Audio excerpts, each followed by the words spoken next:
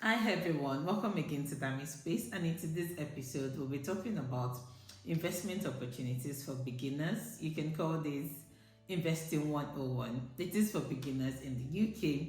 If you're in the UK, you like the idea of a passive income, the idea of making your money work for you while you're asleep, and this is the right video for you, okay? Disclaimer, I am not a financial advisor.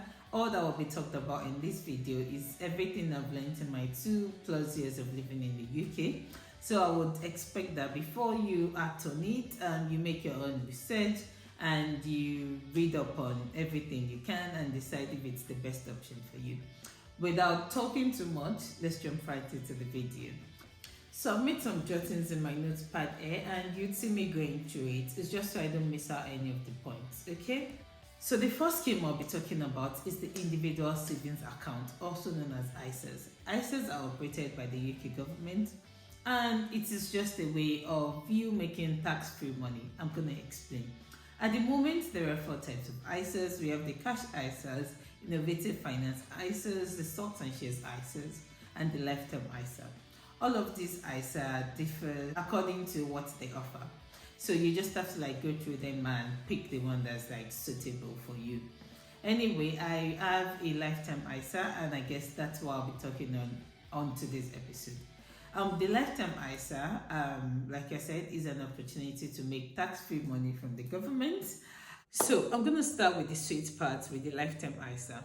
With the lifetime ISA, you're allowed to save money, and for every amount you save for every tax year, the government gives you a bonus of 25%, which is tax-free. Sounds good, right? Unfortunately, there is a maximum amount you can save, which is £4,000 for every tax year. So let's say from April this year to April next year, I save £4,000 into my LISA. At the end of that year, the government is going to give me £1,000 extra, which means that I have £5,000. If this £4,000 was lying in my Barclays account, which is my normal savings account, I would now have this £1,000 extra. So now look at it look at the long-term picture. If you save £4,000 each year for 10 years, at the end of 10 years, if it's just been in my savings account, I'm going to have £40,000. But if I have saved it into my LISA, then I'm looking at £50,000 because the government will give me an extra £10,000. And this is actually pretty good for something that is risk-free and you don't have to worry about what's happening to your money because you can always have your money. So now there are some conditions to taking out your money from a lifetime ISA. You can only take out your money under 3 conditions. So these 3 conditions are buying your first home when you become 60 years old. That is you using it as a retirement plan. And the last condition, if you become terminally ill with less than 12 months to live. To me, this is a pretty good way of saving for your first home. So now if you're looking at buying your home after 3 years, you're saving money in your savings account and you're just keeping it there. Why not just save some amount in your LISA? Let's say you've saved for 2 years, you're saving £8,000. At the end of 2 years, the government will be giving you £2,000. And this is £2,000 which you would not get if the money was in your savings account. And I think it's just a win-win situation. You don't have anything to lose. So if you're saving towards your first home, consider opening a LISA. Also, you can use it as a retirement plan. So now I'm 27 years old. You can save into your LISA up till the age of 50. So let's say I open a LISA now, I'm going to save for 23 years. So looking at £4,000 at the end of 23 years, you can do the maths. But what matters is at the end, by the time I'm 60 years old and I'm looking to withdraw my money, I'll be taking £23,000 bonus from the government, which is tax-free, and it's just a bonus. So it's still way better than saving the money in my savings account. So I think you just have to look at this scheme, weigh your options, look at the other options you have, and decide if it is for you. And the third condition, if you're terminally ill, you can take out your money. Other than these 3 conditions, the UK government is not going to give you your money.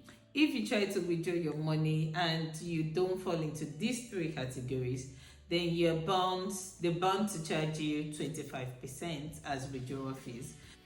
So let's say you've invested £4,000 for that tax year. You'll be charged 25% of £5,000, which is your invested capital with the government bonus. That means you'll be paid £3,750 and you'd lose £250. So you're losing 6.25% of your money. But then, look on the bright side. I think it's also a pretty good way of locking your money away. If you're someone that you've been finding it difficult to save, so you can put your money in the LISA and know that you're not going to touch this money because you don't want to lose 25% of your money, and just leave it there and just forget it. It's £4,000 per year. So yeah, it's something to consider. Think about it, trade up on it. We also have the stocks and shares ISA. You can put money into that, a maximum of 20,000 per year. Invest in stocks. The good thing is any amount you make, you don't have to pay any tax on it as long as it is in your ISA. Okay? So moving on, I'll be talking about Vanguard Life Strategy Funds. Or I'll say Vanguard Index Funds. So as not to confuse you. With this, I think I have to flip my camera. So a quick Google search tells us Vanguard is an American registered investment company. And on the Vanguard site, you can buy any stocks you're interested in. I'm sure you're familiar with this if you're someone that is into buying stocks and shares. But basically, the one we'll be talking about today is the Vanguard Life Strategy Fund. So I'm going to try my best to explain this Life Strategy Fund. So Life Strategy Funds are index funds. So this is the way it goes. You're looking at all these. If there's a company you like, and you think, they would do well in the next 5 years, you can choose to buy their shares and you grow with the company, right? That's fine. So we know of buying Microsoft, buying Tesla shares, buying Apple shares. But now, you're not that kind of investor. You like being safe. You just don't want to buy Tesla and Tesla doesn't do well in 5 years, then you've lost your money. Then you want to opt for an index fund. An index fund is like a basket that contains all of these things. The popular ones, we have the S&P 500, which is like the top 500 companies in the US. So then we're looking at Microsoft, we're looking at Apple. So that way you're buying a bit of everything. So if Microsoft doesn't do well, Apple will do well, then you're not losing a lot on your money. We have the FTSE 100, which is like the top, the largest 100 companies in the UK. So now, those are index funds, the basket containing these things. So now the life strategy funds is like a basket in a basket. With the life strategy funds, you have an opportunity to invest in these index funds and also bonds. So now it's a combination of both. I'm going to switch my camera.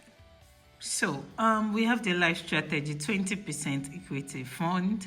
They invest your money in the global market. When they say the global market, that means a bit of everything. You're investing in a bit of China, a bit of Japan, a bit of the US, UK, Canada, everywhere. You can view the details and understand where your money will be going into. But if you're doing the 20% equity fund, that means 20% of your money will be in shares and 80% in bonds.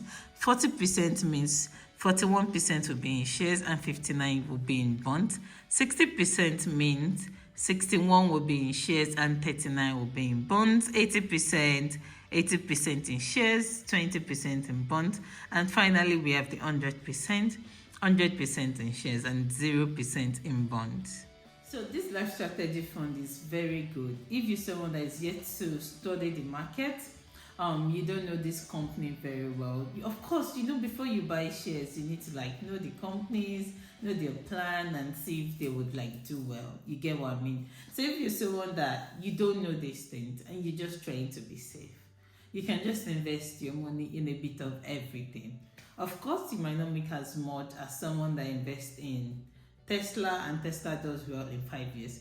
But then what if this Tesla doesn't do well in 5 years? What if their value comes down? You get what I mean? So, it's something to consider. Think about it. So finally, I'll also be talking about the NS&I premium bond. It's also by the UK government. I would have to flip my camera. So, the NS&I premium bond is also called the National Savings and Investment, and this is actually a fund way to save. So, this one, you open an account, you deposit any amount into your account as low as £25, and with that, you are entered into a prize draw that occurs at the end of every month. Then, if you're lucky, you win any amount. You can win as little as £30. You can win as much as 1 million. So the thing is, it's a premium bond.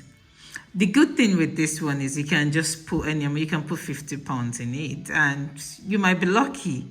So and everything you win, all the prizes are tax free. The minimum amount to pay in is £25, and the maximum amount is £50. So what are the odds of winning in the prize draw? 1 in 24,500. I know it's really, it's close to zero. But then there are people who win. You might be lucky, you know. I know it's actually, but then you might be lucky. If the money was in your savings account anyway, you would not have won anything. So why not just open the account for free, put in any amount, and maybe in the 7th year, you might be lucky and they'll just call you, oh, you've won £1 million. So yeah, that is another thing to look into. I think the final thing I want to talk about is property investment. To me, property investment still remains like the best way to make money in the UK. I mean, passive income. But of course, it requires a lot of hard work, it requires capital, it requires knowledge. It's something I'm still looking into. When I'm saying property investment, I'm not talking about buying a house to live in. I'm talking about buying a house to let, because it's a very different pathway. If you're planning to buy a house to live, you're going like this. If you're planning to buy a house to rent to other people, then it's this way. That's another thing to look into. I hope you've learned one or two things in this video. If you want me to explain more on some things, let me know in the comment section. Like I said, I will be putting some links below. I've got some YouTube channels too that I go to for financial talks like this. I'm gonna put in their links in the description box. And yeah, I'm very glad to have you guys. Thank you for watching. I hope you've learned one or two things. If you like this video, don't forget to press the like button, turn on notifications, and don't forget to subscribe to my channel, because it means a lot to me. Thank you very much for watching. Till next time, stay well, stay happy, and enjoy. Love you.